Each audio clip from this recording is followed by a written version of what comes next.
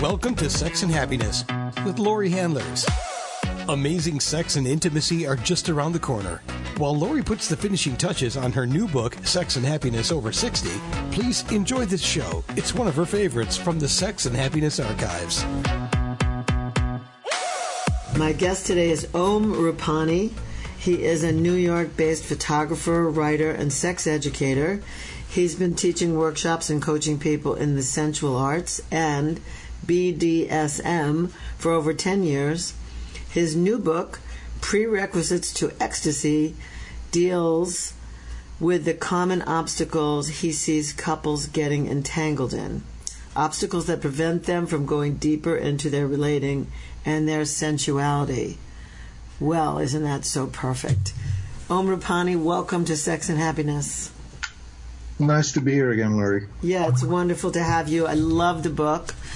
I didn't say this, but I'm one of the readers of the book, the editors of the book, the critics of the book before the book came out. A couple of people I dearly trusted to give me feedback before finishing. Yes, and I loved most of it. I had a little feedback about the last chapter or so, but most of it, I learned stuff by reading it. Listen to what he did, everybody. Om sent out this big, thick book, Prerequisites to Ecstasy, and he mailed it in a big envelope to his trusted friends with a red pen. And he said, fire away, critique, change, mark it up, do whatever. And I did. And a few other people I know did. Having somebody give proper editorial feedback is a big gift for a writer, so I'm very grateful for that. Yeah, that's great. I did the same thing when I was writing my book. I don't think I knew you yet. I think I just was about to meet you at around the same time that my book was coming out.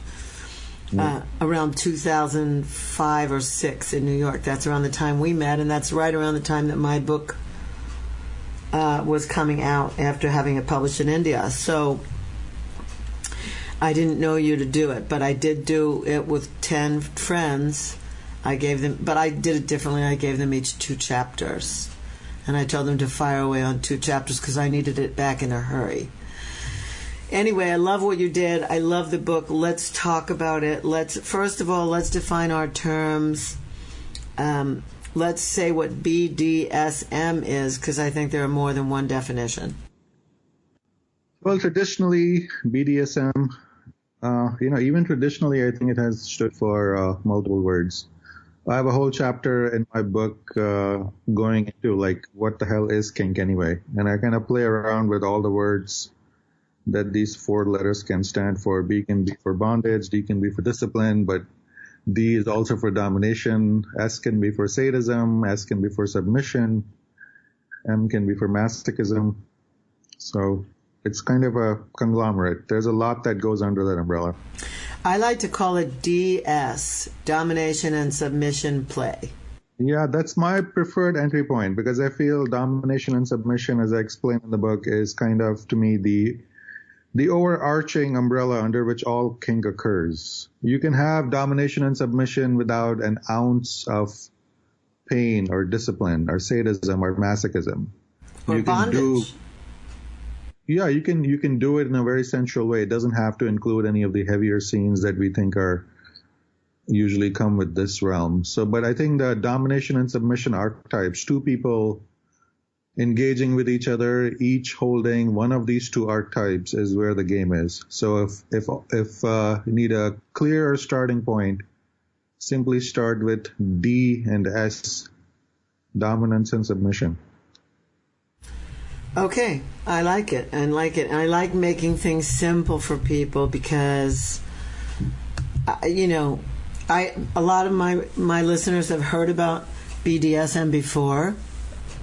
I've certainly done a number of shows on it, not only the show I did with you, right, but it really just helps to clear up the terminology and have people get it, just get it. And the other piece is that it's DNS play could be sensual and sexual without being sexual.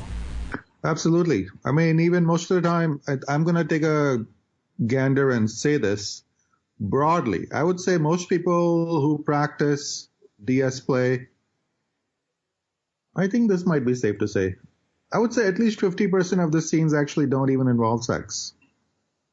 So if people who do DS, at least myself included and people I know, they're not fixated on sexual acts per se. They are really more fixated on everything else that can come out in this exploration. Yeah. So that's absolutely true. You can do DS. You can have an entire DS, long-term DS relationship with somebody and never engage in oral sex or intercourse. Let's put it that way. Is that clear enough? Yeah, that's great. Thank you. And it can be a very thriving relationship. It can be a very complex relationship. It can be a relationship that has more of an evolutionary arc than so many of the so-called regular relationships. And it can be extremely sensual and erotic without explicitly going into those sexual acts. Well, hopefully we're going to find out a little bit more about that today as we discuss your book. Because I know people have a tremendous interest, especially because they, saw that terrible movie or read that terrible book. Yeah. So, I know there's a tremendous interest out there. I'm glad the book was written. It woke up the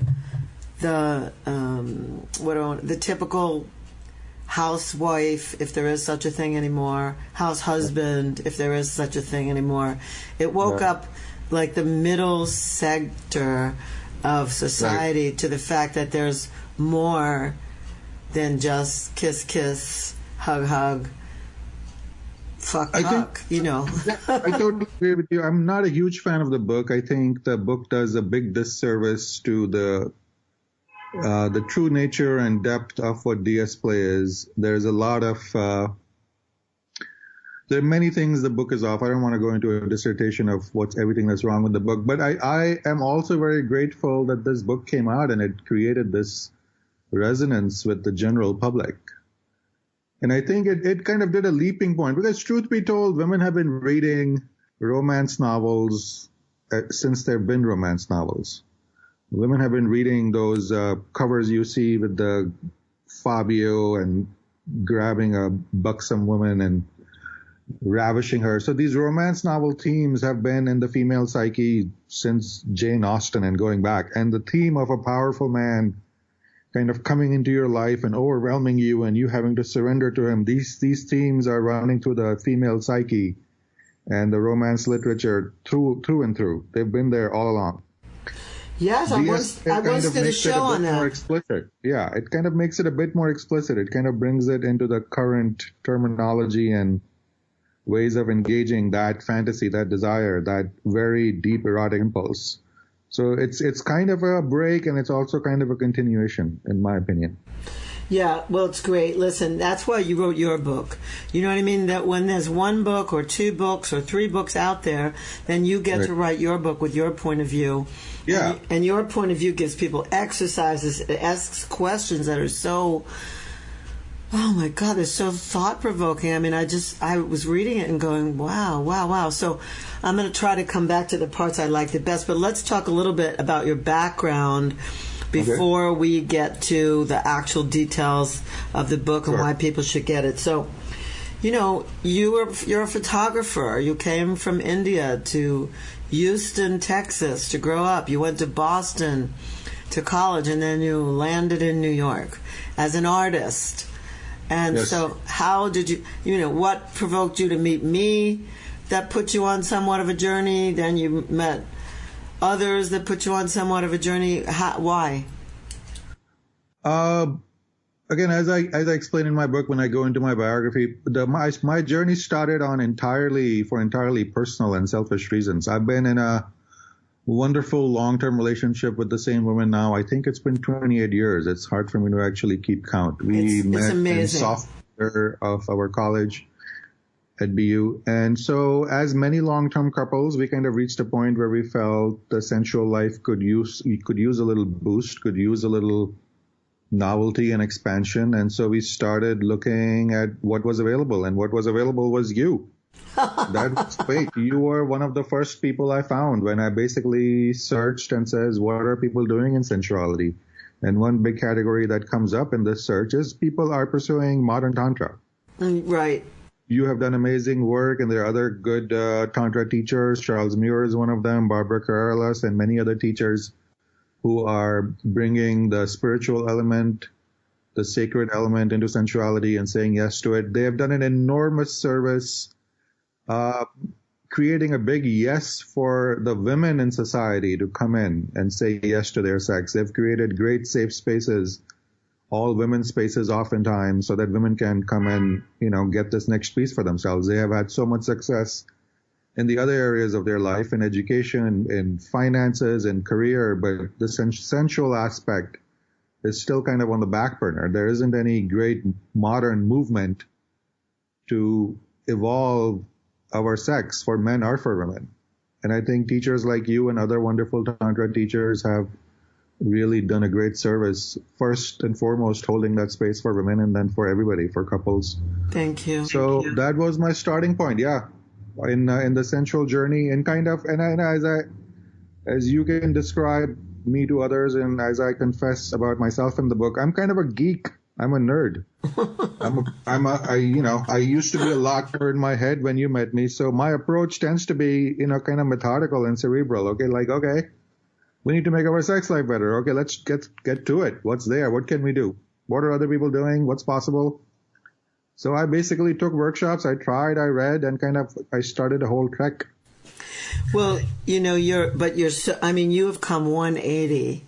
I just have to say, you've come totally 180 degrees since I met you. I mean, you were just trying to wrap your thoughts around it when I first met you, and now you wrap your arms around it. Now you're touchable, you're holdable, you're huggable, you make great eye contact, you have a presence, you have a power. Before it was just like you were like a talking head. You were like walking. Yeah, and I feel, instead of taking a 180, I almost feel how I see it is like my range has expanded. The head is still there. The head is good for understanding. The head is good for writing. The head is good for explaining things to other people and teaching. But the practice itself, it's a feeling-based practice. It's a body-based experience. And that's kind of what I'm giving to other people these days. I'm trying to get other people out of their heads these days. It's wonderful. I thought the book was amazing. I thought some of the questions in it were amazing. What's the basic premise? The basic premise is you need a solid foundation of relating with another human being before you build kind of a sensual life with them. I see a lot of people falling down. A lot of people come to me specifically for sensual health. They say, well, you teach BDSM, you teach other sensuality practices, give us some tips. And I'm happy to give people the physical education. I love doing that. I love teaching hands-on classes. But where I see people falling apart over and over is not in not being able to master the physical techniques or being able to learn new methods of sensuality. It is all the ways in which they are sabotaging each other, all the ways they are simply not supporting their relationship and not really a stand for each other's sensual growth. So it's very frustrating. It's like trying to build something on a very weak foundation when I'm coaching couples, if they don't have a solid foundation. So this book kind of goes into the problems I see coming up over and over. This particular book is kind of more a relation book than a BDSM book. Yes, it is. Now, would you say that it's values that clash, like they don't have a values match, or would you say that it's communication skills that they lack? I think it's communication skills. I think it's life skills. I think the skills required, quite frankly, have a deeply spiritual dimension. I think people are becoming increasingly narcissistic these days. I think people are becoming increasingly dismissive of each other. I don't think people are like committing to each other less and less. The mentality I see is, what can I take from this other? And if this person isn't giving me what I need, I'm just going to move on to the other one, next one. And I see this real shallowness of interaction between people, which is actually, quite heartbreaking to watch in itself. And it is absolutely nothing you can build deep sex on. You can build casual relationships. You can build a one-night stand with a flick of your finger. But, that really doesn't mean much to me. My inquiry in this thing has been, what can we really build long-term? I just remembered that the last time I interviewed you, you had a play that was showing in New York City, and it was about this very thing. Yeah, this is a theme that's kind of, I feel it's kind of my life theme. I've been facing it in my own life, and it's kind of where my mind is occupied, and I feel this is where I can contribute best to other people's lives.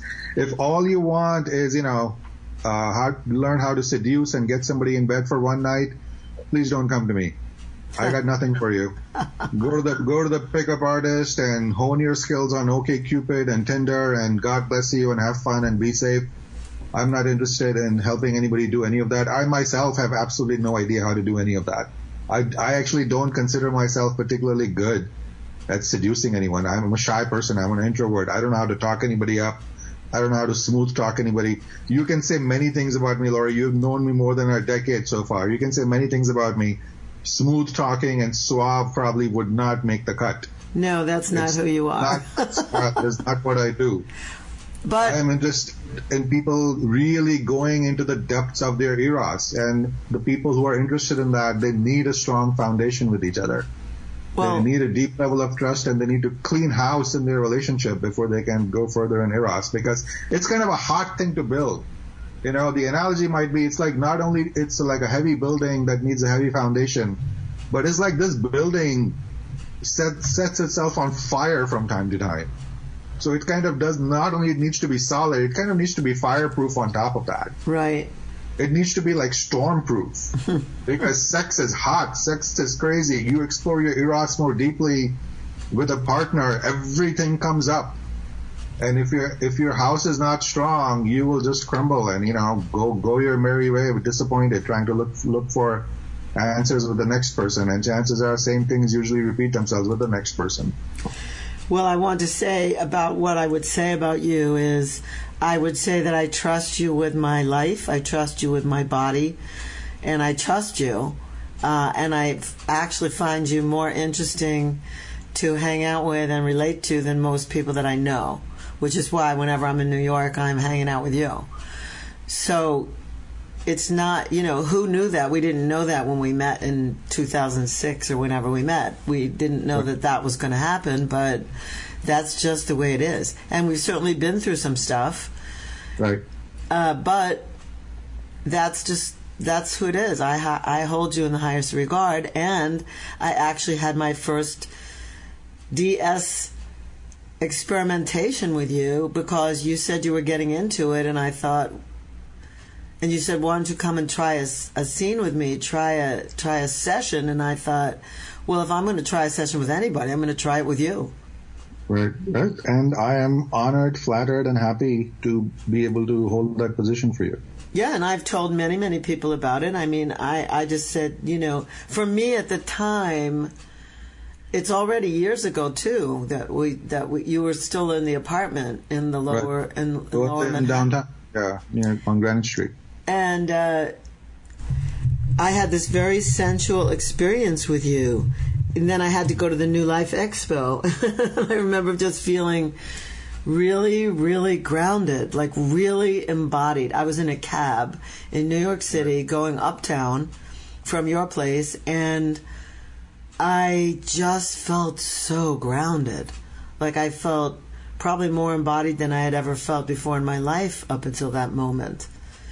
And another mutual friend of ours called me while I was in the cab and said, "How was your session with Om?" And I said, yeah, I feel really embodied, like boom, boom, boom, boom, and she said, "Oh, wasn't it great? Would you have another one with somebody?" And I went, I don't know if I'd go that far. All I know is that was great. Right. And of course, since that time, I've experimented and had some partners who like stuff like that, and so I've gotten more into it myself. But I never knew that my life would go that way, and probably it wouldn't have if I didn't know you. Right. Laurie, the discovery you made is exactly the same discovery I made. I think anybody who gets into DS kind of makes this discovery. Everybody discovers, wow, that's not what I thought it was. People have so many bad notions of what this area is, but it is actually it's beautiful, it's grounding, it's embodied. It can take you high, and it can just bring you back home. Well, again, to do that without, you literally you can do it while still keeping your clothes on. So that's something. Right. What I learned when we did the course together, I'm a Tantra teacher, so, everything's about eye gazing and taking yourselves to another plane and being blissed out and, sitting in yab yum in the position where the woman straddles the man, and it's, you spend hours breathing together. And then when we did the BDSM Tantra course in Montreal, I found out that people could get just as blissed out by tying each other up. Absolutely. And by giving some spanking. Yeah. Yeah, and I firmly believe those two phenomenons are actually not disconnected. It's not like two separate things are happening in our body. I think all these practices are impacting us in similar ways. We only have what I call one inner container. There is one inner system in our body. And we can check in at any point and see what our inner container is doing.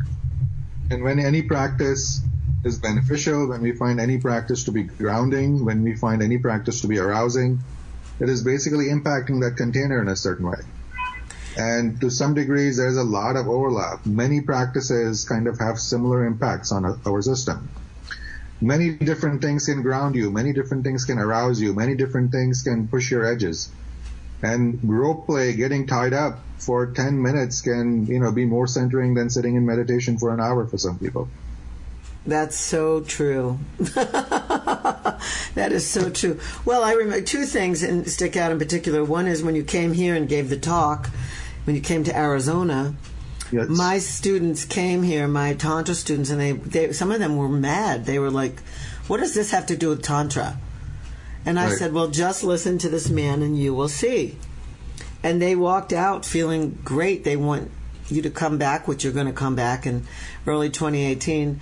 They want you to come back and do some classes because they got it. They actually got how exciting it is. They got how much they could discover about themselves from it. Some of them had private sessions with you. Right. It was awesome. The other thing that I found out was really how close the practice of Tantra is to the practice of BDSM, the way you do it. I can't say that for every single person who practices BDSM. Possibly Barbara Carrellas, somebody I interviewed recently called Dhanarama. He has a really high regard for people getting into DNS, but then there's people out there who, saw the movie, read the book, and they're tying people up and spanking them, and they don't know what they're doing. It's not safe, and it's not that grounding. Yeah, I think there are a lot of people, and God bless them all. Everyone is on their own journey, but there is a lot of getting fascinated simply by the shiny tools and implements that are used in the dungeon, and people kind of forget. They forget the interpersonal element. They forget that this is actually about handling a human being and not simply swinging your flogger. That's one of the kind of, beginner mistakes a lot of people make, especially a lot of people who think they want to be doms. They think it's about using every toy in my toy bag in every scene. Or they just, they get carried away just in the persona of it. They kind of forget that this is actually about two human beings. It's about relationship. It's about connecting deeply with another human being. This is a very intimate play. So I think as long as you keep your focus on the humanity of it, you're kind of golden. But the same people who probably have trouble with intimacy in their vanilla life can show up in the DS world and then use the mechanics of DS to kind of keep their partners at a distance. So the fault is not in BDSM. The fault is in human beings. Right. Well, you are out of touch. Whatever you do will be out of touch. If you have trouble with intimacy, you could do any practice from, Tantra to BDSM to anything, ballroom dancing, and you can give a cold shoulder to your partner and really not then feel held. So I think that's also partly the reason behind writing this book, that I want people to have that foundation, have that really big yes for each other's journey, and then we can really play. So let's find out what a couple of the common obstacles are that you see people getting entangled in. You just named a few, like using something to keep people at a distance, keep your partner at a distance, being so it's like intimacy averse. Intimacy intolerant. People are so partially they're in their head, but partially they're so frightened of intimacy and frightened of being rejected, and some people are frightened of being seen. Right. So what else do you see? I mean, I see that often, and I also see just plain fear and being bottled up with trauma. Right. I mean, I can tell you the solution I have for people when I encounter them, and this is getting them started in separating their archetypes, getting them to feel into their system and say, what do you resonate more with taking control or giving up control? Take a side and move in that direction. I think the trouble most people are in, that most people have no idea how to lead, nor do they know how to follow. They're terrified to take control, they're terrified to give up control. And they're stuck in the middle. They're like, their negotiations never end. They're constantly stuck negotiating and fighting. Half the time they don't even know what they're fighting for, and they just don't know how to break out of it.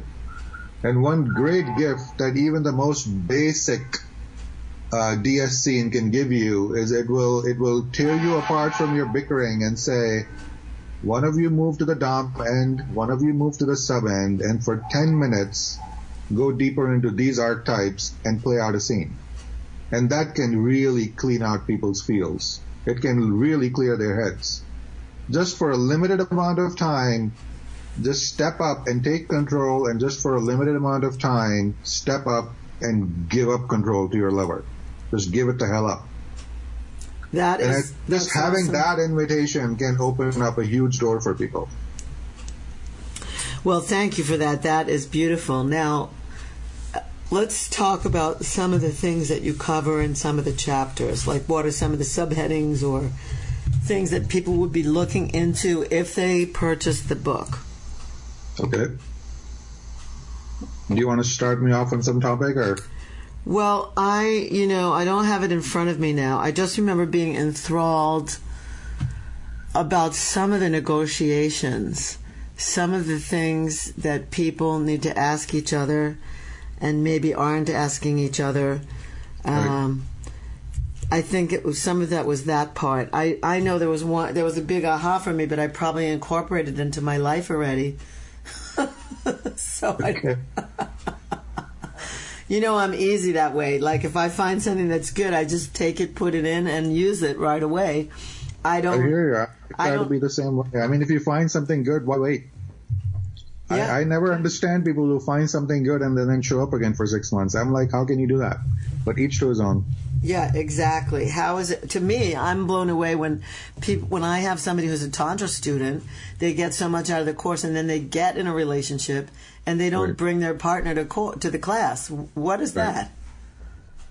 Why wouldn't you want your partner to have the same skills as you have? It's ridiculous.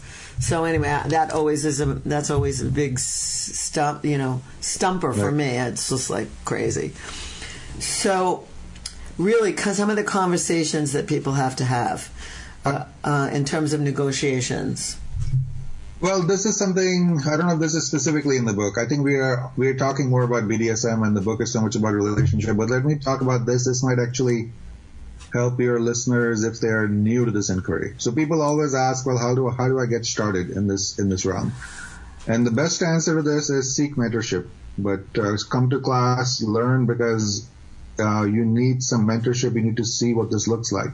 But if you want to get started on your own, do what I just described, before the break. That see which person wants to take control, which person wants to give up control, and for as short as a 10-minute scene, simply go in that direction.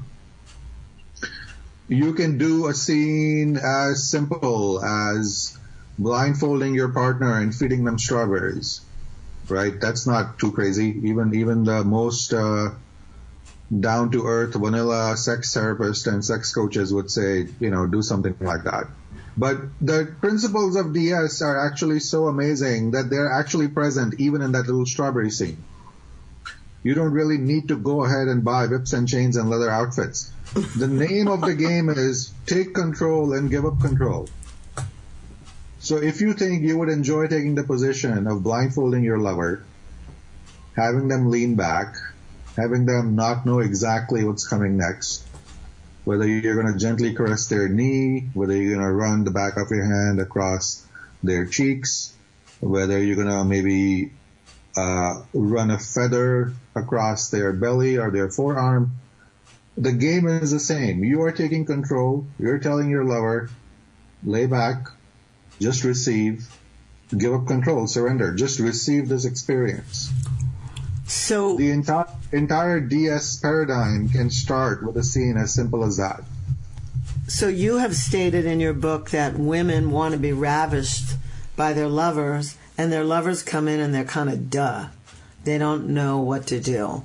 Is this? But I think men are terrified these days to take control because we are talking ad nauseum about toxic masculinity, about how aggression is bad, about how assertiveness is bad. We want our men to cry these days. We want our men to express their feelings. And I'm like, you won't find a bigger stand for men being in touch with their emotions, for men being in touch with who they truly are, for men being unrepressively masculine. And that means being nurturing. That means loving people wholeheartedly. But that also means saying yes to all the characteristics that have traditionally been considered masculine. We didn't just invent those. We didn't just come up with that list in some dark room of cigar-smoking macho men. These are really old characteristics that are true and tried and that have grown and evolved through generations of men and women picking each other's characteristics. Women have selected what is attractive in men. Women have always selected what is attractive in men.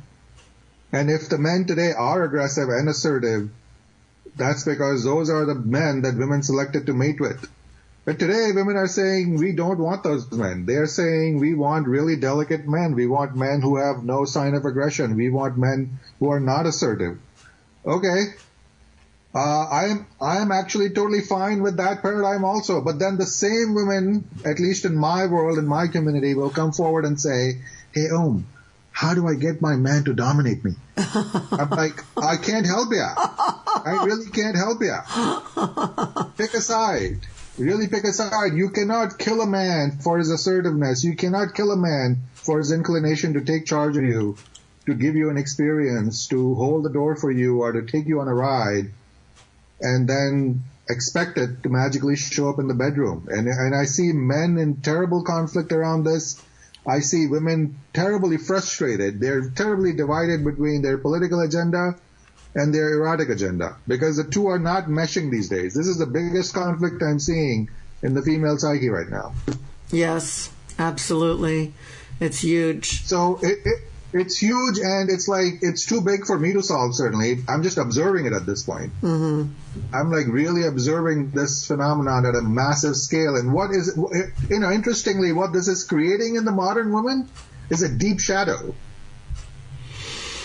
Oh, my goodness. When your desires become so unacceptable, when your real desires become more and more unacceptable, you end up creating a very deep shadow. And today I am seeing the modern woman creating, really, she's like tying herself up in knots. She doesn't know how to resolve her politics with her sensuality. Because the fantasies haven't changed. Even the feminists will agree that much. Even they will fess up that, yes, even we have those fantasies, but what to do about them, whether to really reconcile your politics with your bedroom, I really don't know. You tell me. Well, people have to get real, that's all. No matter what happened in the past, we are creating a new reality as we go along. We create the future now. So whatever it is that we want in the future, whatever it is that we're craving and desiring, no matter what the consequences were of the women's movement, no matter what the consequences were of rape and pillage and all the things, witch burning, I don't care. Like, the history is just a memory, and it only exists in the brain and in history books.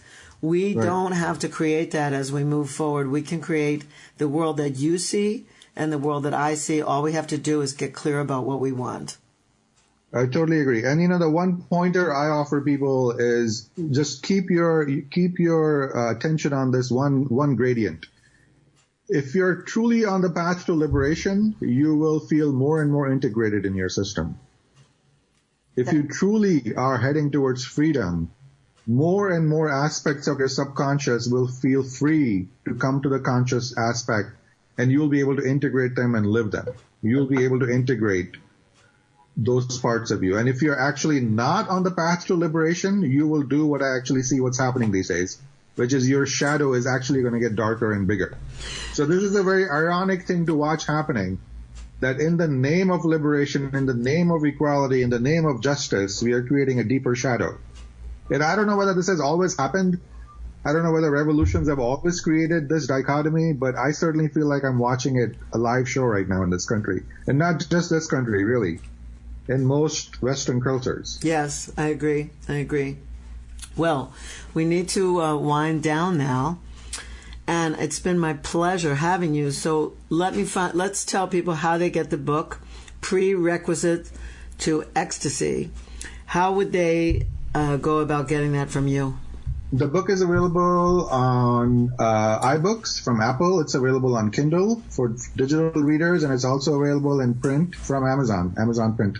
So that's it's actually Prerequisites, plural. Prerequisites to Ecstasy, yes. Right. And I highly recommend it. It's not just because Elm's my friend. I read it and I grew from it. And any book that I read, it's different from going, yeah, I know that. What are they saying new? That's kind of how I felt about The Secret. Sorry, everyone. But Prerequisites to Ecstasy, it was new stuff. It was great. And Om and I are in the same world of transformation, and I still felt like it influenced me and made a tremendous difference as far as I was concerned. So Prerequisites to Ecstasy, Amazon and Kindle. What about hardcover? Or also for Amazon. Oh, or soft cover. Is it hardcover or is it paper? It's a paperback. Okay, great. Yeah. Amazon will give you both options. You can buy a paperback or you can buy Kindle. And when you read the book, sit down with it next to your journal, because you're going to need to do some writing, whoever you are. This book will transform a lot of elements of your life, I promise. Okay, Om, any last piece before we have to say goodbye? There's so many pieces, so let me just say goodbye. I mean, pursue your desires. Give some. Don't shortchange your eros. That's the message I give over and over in the book. And I think our society, culture has been shortchanging its eros for hundreds of years. And I actually don't see the tide turning yet. I think people are still shortchanging their eros. Even though the hookup culture is on the rise, I think the depth of human eros is still going neglected. So my encouragement is really don't consign your erotic selves to a very small portion of your life. Your eros is big. Respect it a little bit and pursue it and give it room in your life. Wow, it's a great one. Thank you so much, Om, for being my guest. Thank you for being my friend. Thank you for writing your book, doing your play, and all the creative things that you do. Yeah. And I look forward to us seeing each other again in the not too long future.